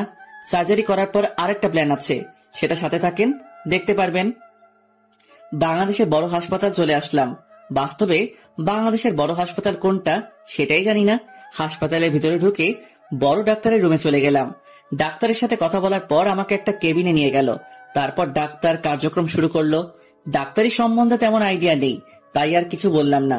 আর একজন নার্সকে বললাম আমার মোবাইল থেকে ভিডিও করতে, যাতে পরে সবাই আমাকে চিনতে পারে। একদিন হাসপাতালে থেকে পরের দিন হাসপাতাল থেকে বেরিয়ে আসলাম। আপনাদের একটা কথা বলে রাখি, গতকাল সব সেনা কর্মকর্তা চলে গেছে। আমি তাদের চলে যেতে বললাম। আর রহিম কর্মকর্তা, তাকে বললাম কিছু পুরনো জামা কাপড় আমাকে দিয়ে যেতে। পরে রহিম এসে জামা কাপড় দিয়ে গেল। আমি সাধারণ জামা কাপড় পরে হাসপাতাল থেকে বেরিয়ে একটা গাড়ি নিয়ে প্রধানের অফিসে চলে গেলাম। গাড়ি থেকে নেমে ভাড়া দিয়ে ভিতরে চলে গেলাম। আসার সময় সেনাবাহিনী আমাকে আটকে ছিল। পরে তাদের ভিডিও দেখালাম। পরে আমাকে স্যালুট দিয়ে সালাম দিল। আসতে পারি স্যার? তোমাকে তো চিনতে পারলাম না, তুমি কে আর তোমাকে কে ভিতরে ঢুকতে দিছে? আমি প্রধানের সামনে গিয়ে স্যালুট দিয়ে সালাম দিলাম। তারপর প্রধান আমাকে বলল, স্যার আমি রাসেল, এই ভিডিওটা দেখেন তাহলে চিনতে পারবেন। প্রধানের হাতে মোবাইলটা দিলাম। প্রধান ভিডিও দেখে বলল, হঠাৎ তুমি এই চেহারা পরিবর্তন করলে কেন? আমি তো কিছুই বুঝতে পারছি না, তোমার প্ল্যান কি আমাকে খুলে বলবে? স্যার চেহারা পরিবর্তন করার কারণ হচ্ছে আমি মারিয়া শিকদারের হয়ে কাজ করব, আর তাদের সাথে থেকে সবকিছু আপনাকে জানাবো। তারা কোথায় কোথায় অবৈধ ব্যবসা করে তা আমাকে জানতে হবে, তাহলে আরমান শিকদারকে ধরতে পারবো। সবকিছু বুঝলাম, কিন্তু তাদের সাথে যোগ দিবে কিভাবে? তারপর স্যারের সাথে প্ল্যানের কথা খুলে বললাম। স্যার আমার প্ল্যানের কথা শুনে বলল, এতে কি আরমান শিকদারের মেয়ে তোমাকে তার সাথে নিবে? অবশ্যই নিবে স্যার, আপনি শুধু আমার কথা মতো সেনা কর্মকর্তাকে কাজ করতে বলবেন, দেখবেন মারিয়া শিকদার আমাকে কাজে না নিয়ে পারবে না। ঠিক আছে, আমি সবকিছু ঠিক করছি, তুমি এখন কোথায় যাবে? আমি এখন বাসায় যাব না, তাহলে আরমান শিকদারের লোক আমাকে সন্দেহ করবে। আমি এখন মারিয়া শিকদার কোথায় আছে সেটা জানবো। আমার এক বন্ধু রাফি, তাকে বলছি মারিয়াকে চোখে চোখে রাখতে, কারণ তারা আমার বন্ধুকে চিনে না। আমি এখন তার কাছে যাব, তারপর আপনাকে সবকিছু জানাবো। তারপর আরো কিছুক্ষণ কথা বলে স্যারের অফিস থেকে বাইরে আসলাম। ও আপনাদের তো বলতে ভুলে গেছি, আম্মু আর রাইসা তারা ঠিক মতো পৌঁছে গেছে। তাদের সাথে হাসপাতালে থেকে কথা বলছি। আমি একটা গাড়ি নিয়ে রাফির সাথে দেখা করতে চলে গেলাম। রাফি এখন একটা পার্কে বসে আছে আমার জন্য। কিছুক্ষণ পর পার্কে চলে গেলাম, গাড়ি ভাড়া দিয়ে পার্কের ভিতরে চলে গেলাম। ভিতরে ঢুকে দেখি রাফি একটা খালি জায়গায় বসে আছে। আমি তার পাশে গিয়ে বসলাম। বল, কি খোঁজ খবর পেলি? তোর কথা মতো মারিয়াকে আমি প্রো করি। আজকে একটা রেস্টুরেন্টে মারিয়ার কথা শুনে বুঝতে পারলাম সে ওই জায়গায় যাবে পার্টিতে আজ রাতে। তাহলে তো আমার কাজ আজকে করতে হবে। আমি স্যারকে ফোন দিয়ে বলে দেই। তারপর পকেট থেকে স্যারকে ফোন দিয়ে সব বললাম। কথা বলে রাফির সাথে কিছুক্ষণ কথা বলে দুজনে পার্ক থেকে বেরিয়ে একটা রেস্টুরেন্টে চলে গেলাম। দুজনে খাবার খেয়ে রাফির বাসায় চলে আসলাম। রাফির আব্বু আম্মু গ্রামের বাড়িতে গেছে, তাই তাদের কথা বলতে পারলাম না। দেখতে দেখতে রাত 12টা বেজে গেছে। আমি আমার পজিশন নিয়ে দাঁড়িয়ে আছি। কিছুক্ষণ পর মারিয়া এইখান দিয়ে বাসায় যাবে। এবার আপনাদের প্ল্যানের কথা খুলে বলি। আসলে আমার প্ল্যান ছিল মারিয়া এই পথ দিয়ে যখন বাসায় যাবে তখন আমার লোক তাদের আক্রমণ করবে। সেই সময় আমি মারিয়াকে তাদের থেকে বাঁচানোর অভিনয় করব। এরপর মারিয়া আমাকে তার সাথে না নিয়ে পারবে না। তো যাই হোক, কিছুক্ষণ পর দেখি মারিয়ার গাড়ি আসছে। মারিয়ার সাথে আরো 2টা গাড়ি আছে তার নিরাপত্তা দেওয়ার জন্য। তাই 2 গাড়ি মিলিয়ে লোক হবে 10-15 জন, আর আমার লোক 20-25 জনের মতো। আমি হাতের ইশারা দেওয়ার সাথে সাথে আমার লোক আক্রমণ করা শুরু করলো। মারিয়ার লোক গাড়ি থামিয়ে গাড়ি থেকে বের হয়ে আক্রমণ করা শুরু করলো। এরপর আমি আমার কাজ শুরু করলাম, মানে মারিয়ার লোকের হাত থেকে 2টা পিস্তল নিয়ে আমার লোকের উপর আক্রমণ শুরু করলাম। আরে ভাই, তাদের পায়ে গুলি করি নাই, আরে ভাই তাদের গায়ে গুলি করি নাই, তাদের আশেপাশে করছি। তারা আমার কথা মতো পেছাতে লাগলো। এরপর তারা ওখান থেকে চলে গেল। মারিয়া আমাকে দেখে গাড়ি থেকে নেমে সামনে আসলো। তুই কে? তোকে তো আগে কখনো দেখিনি। আমি একটা এতিম ছেলে, রাস্তায় রাস্তায় বড় হয়েছি। আমার বাবা মাকে আমি জানি না। এখানে শুয়েছিলাম রাস্তার পাশে, তখন দেখি গুলির আওয়াজ, তাই শুয়ে না থেকে আপনার লোকের কাছ থেকে পিস্তল নিয়ে ওদের গুলি করা শুরু করলাম। সবকিছু বুঝলাম, কিন্তু তুই পিস্তল চালানো কোথা থেকে শিখলি? আগে তো কোথাও মাস্তানি করতি নাকি? আমাদের টোকের একটা গ্রুপ ছিল, ওখানে আমাদের একটা বড় ভাই ছিল। উনি অনেক ভালো মানুষ ছিল, অন্যায়ের প্রতিবাদ করত, মাঝে মাঝে আমাদের পিস্তল চালানো শিখাতো। কিন্তু আমাদের গ্রুপে একটা খারাপ ছেলে ছিল, ওই ছেলে পরে বড় ভাই মেরে ফেলে। তারপর থেকে সবকিছু পাল্টে গেল।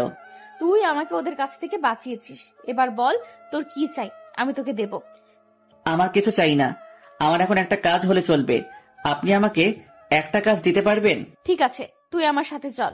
এখন থেকে তুই আমার সাথে থাকবি, তুই এখন আমার হয়ে কাজ করবি। তুই রাজি? অবশ্যই রাজি। আপনার মতো ভালো মানুষ হয় না। সন্ত্রাসীরা কেন যে আপনার মতো মানুষের উপর হামলা করে আমি কিছুই বুঝি না। আরে ওরা আমাকে এখনো চিনতে পারে নাই। কালকের মধ্যে সবগুলোকে খুঁজে বের করে আনবো। মারিয়া শিকদারের উপর হামলা করে, তাদের কত বড় সাহস, আমি তাদের দেখে ছাড়বো। তুই চল আমার সাথে। তারপর মারিয়া তার সাথে গাড়িতে উঠালো। মারিয়া সামনের সিটে বসে আছে, আমি পিছনের সিটে বসলাম। কেউ কোনো কথা বলি নাই। কিছুক্ষণ পর তাদের বাসায় চলে আসলো। আমি গাড়ি থেকে নামার পর মারিয়া বলল, চল আমার সাথে ভেতরে। আমি মারিয়ার সাথে বাসার ভিতরে ঢুকলাম। বাসার বাহিরে অনেক সুন্দর, এর চেয়ে বাসার ভিতরে আরো অনেক সুন্দর। সব হারামের টাকা।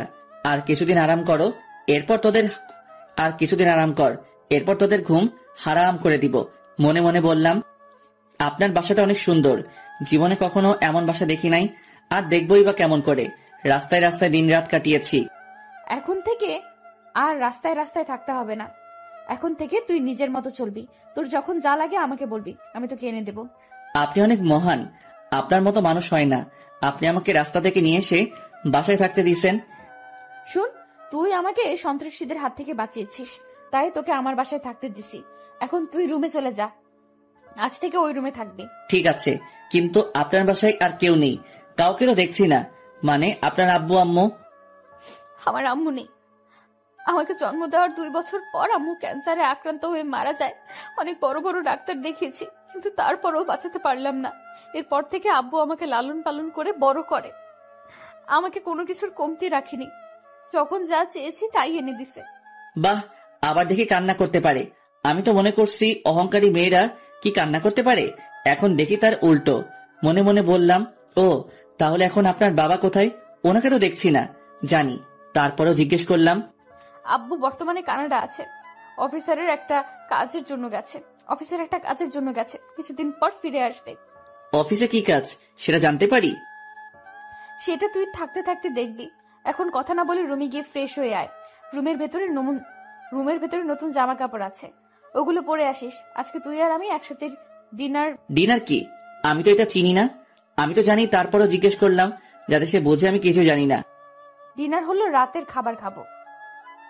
যা তাড়াতাড়ি আয়। আমি আর কোনো কথা না বলে রুমে চলে আসলাম। রুমে এসে ওয়াশরুমে ঢুকে ফ্রেশ হয়ে এসে আলমারি থেকে একটা প্যান্ট আর শার্ট বের করে পরে খাবার টেবিলের সামনে চলে আসলাম। কিছুক্ষণ পর মারিয়া ওপর থেকে নিচে আসতে লাগলো। আমি তো মারিয়াকে দেখে অবাক হয়ে গেলাম। দেখি মারিয়া ছোট একটা জামা পরে নিচে নামতে আসছে। আমি তার থেকে চোখ সরিয়ে নিলাম। মারিয়া একটা চেয়ার টেনে বসলো, তারপর আমাকে বসতে বলল। আমিও একটা চেয়ার টেনে বসলাম।